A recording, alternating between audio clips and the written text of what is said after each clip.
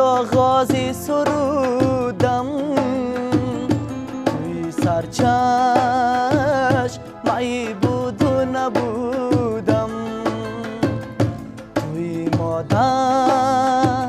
سرآغازی سرودم توی سرچشم مایی بود و نبودم ریزا از من نباشی لحظه گر بیماند در گلویم صوت و سرودم ریزا از من نباشی لحظه گر بیماند در گلویم صوت و سرودم فدا گردم به خاکی پای مادر بود دردی دو و دل جای مادر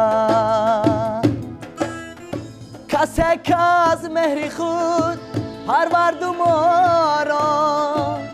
رهایی داد از هر درد ما را